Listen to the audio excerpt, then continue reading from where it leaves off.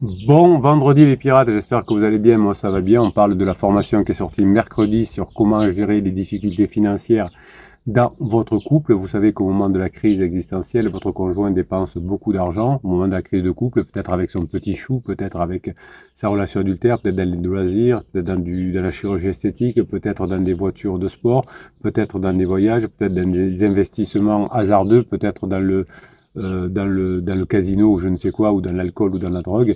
C'est un phénomène très connu, très remarquable. Eh bien, nous allons essayer petit à petit de débunker pendant la formation que vous retrouvez en descriptif de cette vidéo, sur la fiche plus, vous cliquez sur le lien, non seulement vous aurez droit à une formation gratuite, mais vous aurez le catalogue des 200 formations où le capitaine vous aide à récupérer votre conjoint au fur et à mesure, évidemment, du temps. Donc pourquoi la dépense d'argent semble-t-elle offrir un allègement temporaire pendant une crise existentielle? Eh bien, la dépense d'argent active le système de récompense du cerveau qui va libérer des neurotransmetteurs comme de la dopamine par exemple, qui va procurer une sensation de plaisir immédiat. Cependant, le soulagement chez votre conjoint est éphémère et ne traite pas la cause profonde du malaise existentiel. Ça va créer un cycle de dépendance aux achats pour maintenir cette stimulation, mais évidemment, ça ne donnera pas une récompense à long terme, une solution à long terme pour votre conjoint qui dépensera de l'argent, mais qui n'arrivera pas à diminuer sa souffrance. Donc finalement, vous allez apprendre dans la formation aussi comment les neurones miroirs influencent les comportements de dépenses excessives. Je vous rappelle que les neurones miroirs sont une partie de notre cerveau qui sont communs aux dauphins, aux chats, aux chiens, aux chimpanzés, enfin aux singes en général et aux chats. Donc c'est-à-dire les animaux les plus évolués entre guillemets, eh bien les neurones miroirs servent à ressentir ce que les autres ressentent et peuvent nous pousser à imiter les comportements de dépense de notre entourage. Si votre conjoint est avec quelqu'un qui dépense beaucoup, quelqu'un qui est en crise, comme souvent son pansement est aussi en crise, eh bien tout ça va faire que les neurones miroirs entre eux vont entraîner beaucoup de dépenses. Souvent votre conjoint va se mettre dans un groupe qui est en difficulté, comme des personnes qui ont déjà divorcé, des personnes qui sont mal dans leur peau, etc., et qui vont faire la fête ensemble. Et donc ces neurones miroirs vont les pousser à faire des dépenses extraordinaires aussi. Donc lorsqu'on voit des amis ou des célébrités qui dépensent sans compter, notre cerveau active les mêmes circuits neuronaux, nous incitant à reproduire les mêmes comportements si on est en souffrance et qu'on cherche des solutions. Quand on voit quelqu'un à qui on a envie de ressembler parce que je me sens mal dans ma peau, je suis un homme un peu vieillissant, et je vois ce jeune homme qui est courtisé par des jeunes femmes et qui conduit une Porsche ou une Ferrari ou je ne sais quoi, eh bien j'aurais tendance à vouloir l'imiter car je pense que grâce à la Porsche ou grâce à la Ferrari, je serai courtisé par des jeunes femmes qui me rajeuniront. Si je suis une femme, j'aurais plutôt tendance à faire de la chirurgie esthétique pour me rapprocher des canons de beauté de la jeunesse qui me font croire que si je me sens plus jeune, eh bien j'attirerai des personnes plus intéressantes, ou je serai plus heureux, ou je serai plus regardé par les autres hommes. Évidemment, ça ne marche pas comme ça. Les personnes qui font de la chirurgie esthétique finissent par le regretter très souvent, parce que effectivement, bon, que ce soit une passion, il y a des personnes qui à 20 ans font déjà la chirurgie esthétique par passion, ça arrive. Quand c'est pour diminuer une souffrance, eh bien, généralement, on n'y arrive pas. Donc finalement, vous allez apprendre dans la formation pourquoi les achats impulsifs augmentent significativement en période de crise personnelle. Je pense que vous devez vous retrouver dans les propos du capitaine. Votre conjoint qui est en crise, et si vous êtes ensemble depuis très longtemps, fait des dépenses inconsidérées et ça vous énerve. Donc la formation va vous permettre de mettre fin à ces dépenses et à vous rapprocher également de votre conjoint. Alors pourquoi les achats impulsifs augmentent-ils en période de crise personnelle? C'est que le cortex préfrontal, qui est responsable de la prise de décision rationnelle, est souvent affaibli par le stress et l'anxiété, rendant les individus plus susceptibles de céder à des achats impulsifs. Quand votre conjoint vous dit un peu comme un ado, non mais moi je sais ce que je veux, je vis ma meilleure vie, aujourd'hui je suis heureux, avec toi j'étais malheureux, eh bien, ça prouve évidemment une grande souffrance chez le conjoint qui, s'il le vivait vraiment, ben, ne le dirait pas. Là, c'est une façon évidemment qui montre, enfin, c'est une façon de se protéger, mais ça montre que le préfrontal ne fonctionne pas et quand le préfrontal ne fonctionne pas, eh bien, on a des difficultés. Évidemment, quand le cortex préfrontal ne fonctionne pas, l'activation du système limbique qui recherche des récompenses immédiates pour compenser le malaise émotionnel à travers l'hippocampe et l'amygdale fonctionne à plein régime.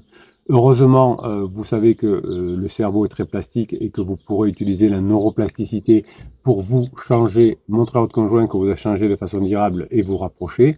La neuroplasticité, c'est la capacité du cerveau à se remodeler. Ça peut renforcer les habitudes de dépense en réaction à une crise. Si votre conjoint commence à être accro, à sortir avec des amis, aller à la salle de sport, ou s'il est accro parce que chaque fois qu'il fait un cadeau à pansement, il a une petite récompense, eh bien, il va développer des comportements d'achat impulsifs répétés et les circuits neuronaux associés vont se renforcer pendant un certain temps, évidemment, jusqu'à ce que votre conjoint s'épuise et soit très content que vous soyez là pour l'aider. Tout ça va renforcer des comportements automatiques qui seront difficiles à changer au fur et à mesure des routines. Donc, dans un premier sens, si vous êtes là tranquillement et vous faites ce qu'il faut, vous allez créer des automatismes grâce à la neuroplasticité qui vont montrer que vous avez changé et que maintenant vous êtes quelqu'un d'extraordinaire. Et de notre côté, votre conjoint peut s'effondrer peu à peu grâce aux mauvaises routines et s'éloigner du bonheur, c'est-à-dire exactement l'inverse de ce qu'il voulait faire. Alors, votre conjoint va dépenser beaucoup d'argent pendant sa crise et c'est aussi dû aux biais cognitifs. Je vous avais fait une formation complète sur comment gérer les biais cognitifs de votre conjoint. C'est une formation qui est best-seller. Les biais cognitifs sont l'illusion de contrôle ou l'excès de confiance que l'on peut avoir pendant sa crise de couple, pendant sa crise existentielle et qui va pousser votre conjoint à prendre des décisions financières imprudentes. Je suis trop confiant. C'est comme souvent les personnes en crise ont des accidents de voiture parce que comme le préfrontal ne fonctionne pas, je suis trop imprudent. Évidemment, votre conjoint, pendant sa crise, croit que il maîtrise tout et qu'il maîtrise mieux la situation que tout le monde, personne ne comprend rien.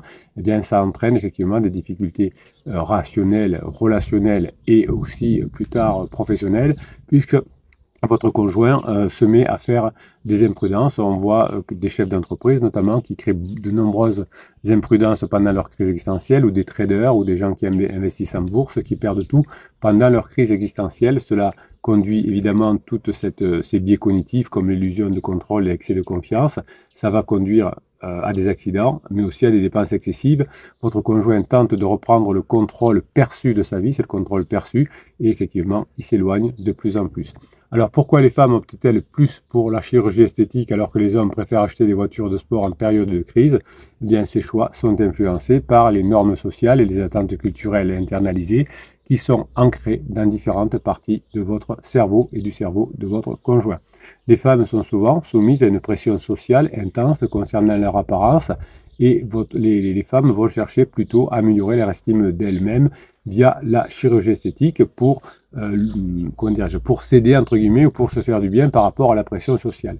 Les hommes, quant à eux, peuvent voir les voitures de sport comme un symbole de statut, de réussite, et ça va renforcer une image sociale et une forme de confiance en eux. Évidemment, tout ça est que de court terme, et effectivement, comme je vous l'avais dit dans des vidéos précédentes, tout ce qui est lié à des choses matérielles comme la chirurgie esthétique ou les voitures de sport finissent par lasser, tout lasse.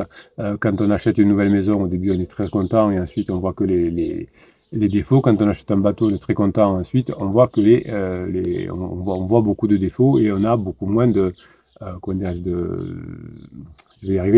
plaisir à avoir son bateau parce que c'est aussi avec beaucoup d'ennuis, beaucoup de stress. Donc c'est pareil pour votre conjoint d'ailleurs avec pansement qui au fur et à mesure commence à créer beaucoup plus de problèmes, beaucoup de stress que ce qu'il apporte de récompense. Donc quel est l'impact de l'anticipation de la récompense sur les décisions de dépenses en période de crise? Eh bien, l'anticipation de la récompense va activer ce que j'appelle le striatum. Enfin, c'est pas le capitaine qui l'appelle, on appelle ça en neurosciences le striatum. C'est dans l'anatomie du cerveau, évidemment. C'est la partie du cerveau qui est associée au plaisir et à la motivation. Donc, cette anticipation, je me dis si j'achète une voiture de sport ou si je me fais une chirurgie esthétique ou un tatouage, anticipation du plaisir. Une fois que je l'aurai, j'aurai beaucoup de plaisir, je conduirai très vite et j'attraperai les petits choux. tout. Mais évidemment, on voit que c'est pas parce qu'on a une voiture de sport qu'on se sent mieux après ou qu'on a une poitrine plus grosse qu'on attire beaucoup plus les garçons. Hein, quand on est une femme, évidemment, on peut attirer des garçons assez facilement. Non pas parce qu'on est beau ou on est belle, mais parce que certains hommes veulent profiter des situations de faiblesse des femmes, vous savez. Vous avez beaucoup de commentaires de femmes qui ont traversé une crise existentielle, qui sont allées dans le dévoiement, donc du libertinage, des choses comme ça, et qui à la fin elles disent toutes finalement je me suis senti comme un bout de viande, et ça c'est terrible. Donc messieurs, n'abusez pas des situations, et mesdames, faites attention de vous respecter, de ne pas aller avec n'importe qui, même si on est en souffrance pendant une crise existentielle, parce qu'ensuite vous en souffrez. Donc vous savez qu'ici on n'est pas une chaîne morale, hein, si vous pouvez faire ce que vous voulez de votre corps, de votre jeunesse, mais sachez que souvent quand on se fait prendre pour un jambon, quand on se fait prendre pour un morceau de viande, on le regrette ensuite. Donc l'anticipation du plaisir, si je fais une chirurgie esthétique ou si j'achète une voiture de sport, va pousser votre conjoint à dépenser de l'argent pour des gratifications futures perçues, en disant quand j'aurai une voiture, ça ira mieux, quand j'aurai déménagé, ça ira mieux, quand j'aurai mon appartement, ça ira mieux. Évidemment, vous avez bien compris que ces gratifications sont incertaines et de courte durée, et tout ça va exacerber les comportements de dépenses impulsives, puisqu'il en faudra de plus en plus, comme pour la drogue, finalement, hein, il faudra que je prenne de plus en plus de drogue pour être de mieux en mieux, jusqu'à épuisement, jusqu'à peut-être même mourir d'une overdose, comme beaucoup de personnes qui prennent de la drogue. Donc le concept de perte-aversion va influencer les comportements de dépenses pendant la crise de votre conjoint. L'aversion à la perte, c'est la tendance à craindre les pertes plus que de n'apprécier les gains. Donc je ne veux pas perdre ma jeunesse, donc je vais essayer avec des dépenses irraisonnées de conserver ma jeunesse. Évidemment, je n'y arriverai jamais. Paradoxalement, d'ailleurs, en période de crise, les individus peuvent dépenser pour éviter un ressenti de manque ou une perte de statut. J'ai beaucoup moins d'influence avant parce que je suis vieillissant. Eh bien, comme j'ai moins de bonheur, entre guillemets, parce que je me sens moins performant, eh bien, tout ça, je vais essayer de le combler par des dépenses, mais ça va aggraver ma situation financière et j'aurai beaucoup moins de poids social parce que, effectivement, si en plus j'ai des difficultés financières, ce sera bien moins efficace qu'avant. Alors pourquoi les individus en crise, notamment en crise existentielle, en crise de couple aussi, mais surtout en crise existentielle, ont-ils tendance à survaloriser les possessions matérielles? Eh bien, c'est parce que le matérialisme peut être vu comme une tentative de répondre à un vide émotionnel. Les possessions matérielles offrent une illusion de stabilité, de contrôle, et tout ça va activer finalement une illusion de récompense dans le cerveau. Ce n'est qu'une illusion évidemment, et cette survalorisation va être un mécanisme d'adaptation qui peut être comme une occasion de masquer les insécurités plus profondes et les angoisses existentielles. Donc la survalorisation du matérialisme peut faire du bien à long terme dans son cerveau, mais en réalité ne pas faire beaucoup de bien. Comment les souvenirs émotionnels vont-ils influencer les comportements de dépenses en période de crise? Eh bien, vous avez la réponse et surtout comment faire pour combattre les difficultés financières pendant une crise de couple. Eh bien, vous savez que les souvenirs émotionnels qui sont stockés dans l'amygdale et l'hippocampe, alors quand je dis stocké, hein, c'est une image, on n'a pas encore c'est pas un disque dur où on met des 0 et des 1. Évidemment, les souvenirs émotionnels vont quand même déclencher les comportements de dépense, notamment lorsque des situations ou des objets rappellent les expériences passées positives. Ces souvenirs peuvent inciter à acheter des produits qui évoquent parfois des moments heureux.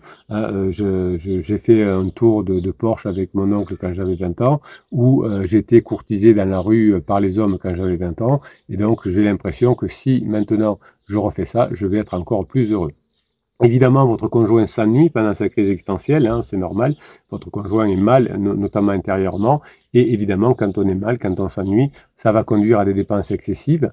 La nuit active des régions du cerveau associées à la recherche de nouveautés, à la recherche de stimulation, d'où l'achat qui va créer des nouveautés. J'ai maintenant ce bien qui m'appartient, j'ai une grosse poitrine, j'ai des petites fesses, j'ai fait un régime. et ça va me donner pendant un petit temps une forme de stimulation. Je suis stimulé. Quand je vais sur les réseaux sociaux, c'est parce que je m'ennuie dans ma vie de criseux ou de criseuse, et donc je vais scroller sur des réseaux sociaux en vivant par procuration la vie des autres. Donc pour combattre cet ennui, les individus qui peuvent se tourner vers le shopping, par exemple, comme moyen de se divertir, de briser la monotonie, ce qui peut entraîner des dépenses impulsives non planifiées. Aujourd'hui, on peut même faire des faux achats, entre guillemets, sur Internet, sur des sites sociaux, mettre dans le panier et ne jamais acheter. C'est une forme pour tromper la nuit. Évidemment, vous, pour récupérer votre conjoint, vous n'essayerez pas de tromper la nuit, mais si vous allez quand même tromper la nuit en vous formant, en apprenant, c'est la meilleure façon, c'est la meilleure nouveauté, c'est la meilleure stimulation, la stimulation intellectuelle.